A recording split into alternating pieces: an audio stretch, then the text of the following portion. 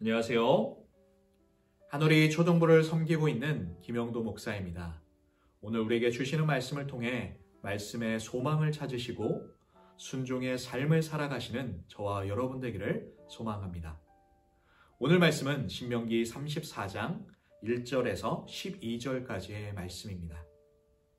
모세가 모압 평지에서 느보산에 올라가 여리고 맞은편 비스가 산 꼭대기에 이르매 여호와께서 길랏 온 땅을 단까지 보이시고 또 온 납달리와 에브라임과 므낫세의 땅과 서해까지의 유다의 온 땅과 네겝과 종려나무의 성읍 여리고 골짜기의 평지를 소알까지 보이시고 여호와께서 그에게 이르시되 이는 내가 아브라함과 이삭과 야곱에게 맹세하여 그의 후손에게 주리라 한 땅이라.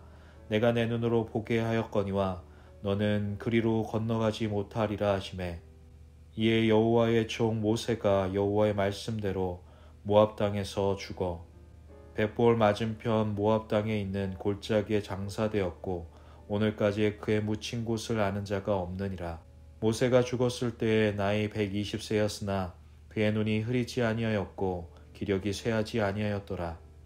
이스라엘 자손이 모압 평지에서 모세를 위하여 애곡하는 기간이 끝나도록 모세를 위하여 30일을 애곡하니라.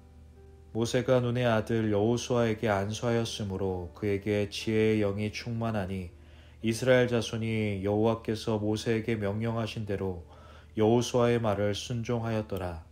그 후에는 이스라엘에 모세와 같은 선지자가 일어나지 못하였나니 모세는 여호와께서 대면하여 아시던 자요.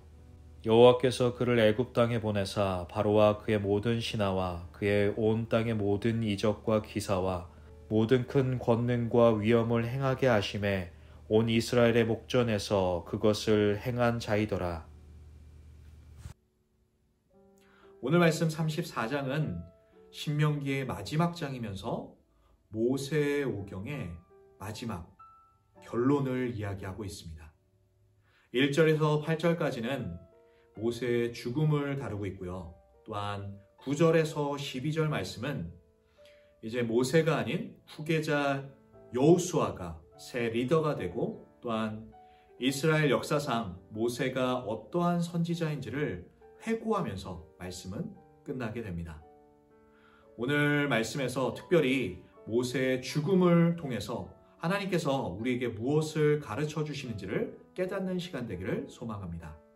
먼저 1절 말씀입니다.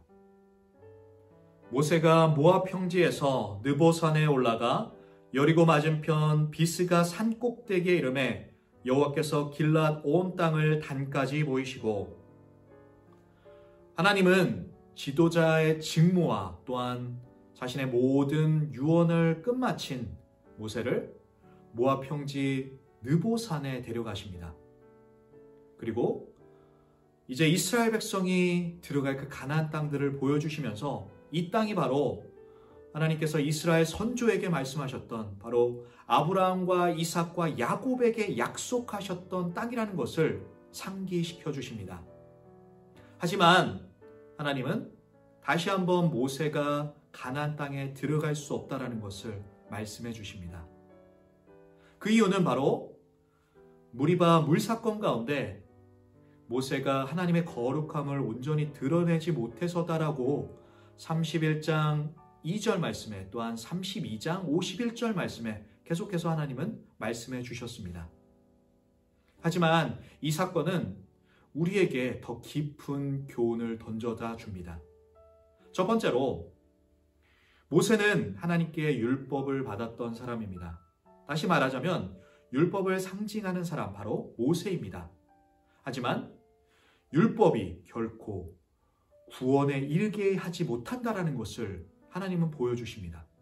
또한 인간이 결코 우리의 공로로 어떠한 선행과 공로로 천국에 들어갈 수 없다라는 것을 하나님은 보여주십니다. 이어서 6절 말씀에 벳볼 맞은편 모압 땅에 있는 골짜기에 장사되었고 오늘까지 그의 묻힌 곳을 아는 자가 없느니라. 말씀은 모세가 모압 땅 알지 못하는 골짜기에 장사되었다라고 표현합니다. 또한 그 누구도 모세의 묘를 아는 자가 없다라고 말씀하십니다. 하지만 유다서 1장 9절 말씀을 보니까 하나님께서 모세를 장사하셨다라고 표현하고 있습니다.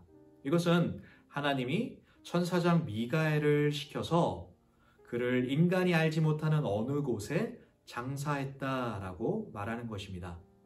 그 이유는 인간이 모세의 묘지를 발견한다면 그것을 우상화할 수 있기 때문에 그것을 방지하기 위함이다라고 표현합니다.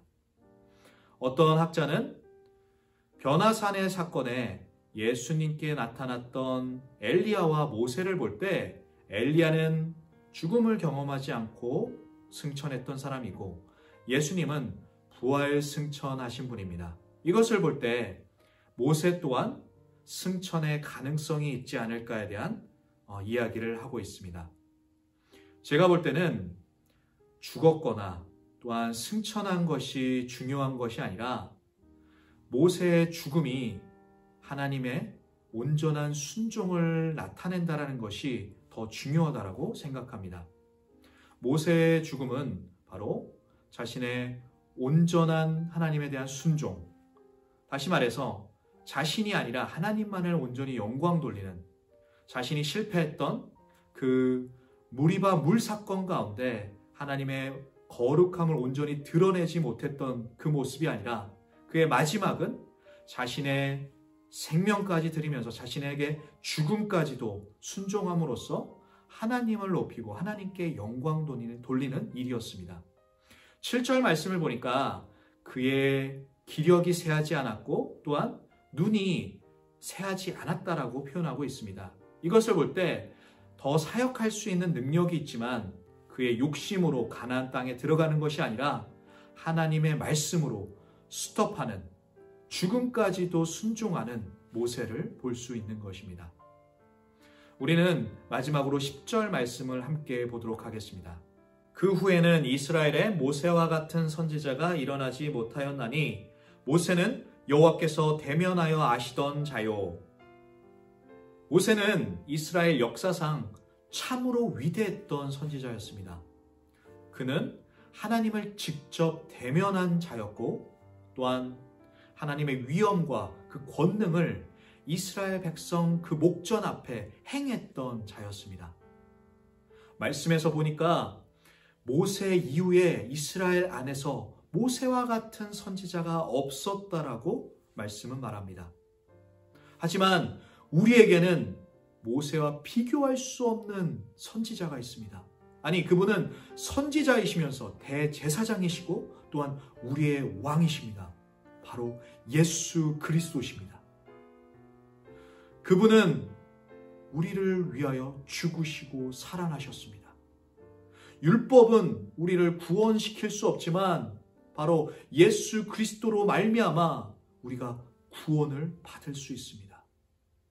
우리가 오늘 말씀을 기억하면서 모세의 죽음을 기억하고 그가 어떻게 순종했는지를 다시 한번 가슴에 새기며 또한 나를 의지하는 것이 아니라 예수 그리스도만을 의지하는 하루 되시는 저와 여러분 되시기를 기도합니다.